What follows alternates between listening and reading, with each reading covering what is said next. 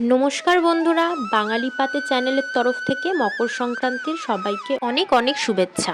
সারা পৌষ মাস এবং মাঘ মাস ধরেই বাঙালির ঘরে ঘরে চলে পিঠে উৎসব। মকর সংক্রান্তিতে আমার মাও বানিয়ে ফেলেছিল চিতল পিঠে বা সাঁচের পিঠে। এই চিতল পিঠে বা সাঁচের পিঠে বানানোর জন্য মা প্রথমে উষ্ণ গরম জলে চালের গুঁড়োকে ভালো করে ভিজিয়ে রেখেছিল। তো চালের গুঁড়োটা দোকান দিয়ে কেনা ছিল, সেই কারণে চালের গুঁড়োটাকে 1 ঘন্টা আগে উষ্ণ গরম জলে ভিজিয়ে রাখতে হবে। তারপরে বানানোর আগে আবারও উষ্ণ গরম জল করে, না গাঢ় না পাতলা, ভিডিওতে একদম যেরকম ব্যাটারটা দেখাচ্ছে সেরকম তৈরি করতে হবে। ব্যাটারটা তৈরি করার সময় একটু নুন দিয়ে ব্যাটারটা কিন্তু মাখাতে হবে। তারপরে মা একটা বাটির মধ্যে 1 বাটি নুন জল করে কাচের উপরে একটা পরিষ্কার ন্যাকড়া দিয়ে যেরকম তেল বোলায় সেরকম ভাবে বুলিয়ে নিয়েছে। তারপরে এই ব্যাটারগুলো আস্তে আস্তে ঢেলে দিয়েছে। ঢেলে দেওয়ার পরে এরকম আঁচটা জোরে করে তারপরে সাঁচের উপরে যে ঢাকনাটা ছিল সেটা লাগিয়ে দেবে। প্রায় 2 মিনিট কি 3 মিনিট লাগবে এটা হতে। মাঝখানে যদি মনে হয় তাহলে চেক করে নিতে পারো, না হলে 2 থেকে 3 মিনিট পরে এরকম ঢাকনা খুললে দেখতে পারবে পিঠেগুলো বেশ ফুলে উঠেছে। ব্যাস, এবার নামিয়ে নিতে হবে।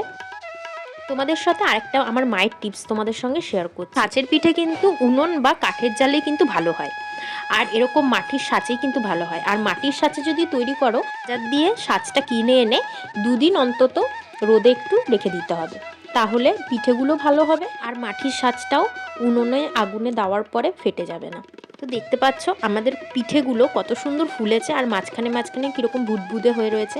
এতেই কিন্তু ভালো করে পিঠেগুলো ভিজবে আর নরম হবে। পিঠে বানানোর সময় তেলের বদলে নুন জল ব্যবহার করলে কিন্তু নিচ থেকে লেগে যায় না। এই পিঠে কিন্তু গরম গরম ভাজার সাথে সাথেই ছোলা গুড় বা যে কোনো গুড় দিয়ে খেতে কিন্তু খুব ভালো লাগে। এই চিতল পিঠে কিন্তু বানাতে বানাতেই গরম গরম 10-12টা অনায়াসে খাওয়া যায়।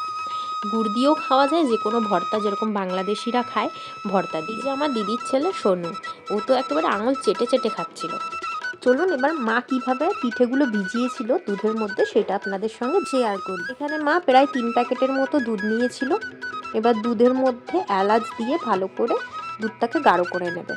গাঢ় করার পরে এখানে কিছু পাটালি গুড় দিয়ে দিচ্ছে মিষ্টির জন্য, এক্সট্রা কোনো চিনি অ্যাড করেনি। তো পাটালি গুড়টা যেই একেবারে দুধের সঙ্গে মিশে যাবে, তখন চিতল পিঠে বা সাঁচের পিঠেগুলো ছেড়ে দেবে। পিঠেগুলো দিয়ে 2-3 মিনিটের মতো দুধের মধ্যে ফুটিয়ে ব্যাস গ্যাস বন্ধ করে রেখে দিতে হবে ভেজানোর জন্য।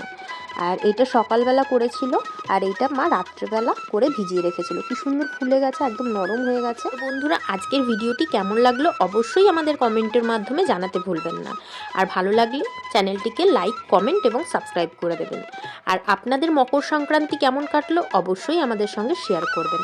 তো আজকের জন্য এইটুখানি, পরবর্তী ভিডিওতে আবার দেখা হবে। ভালো থাকবেন, সুস্থ থাকবেন, টাটা।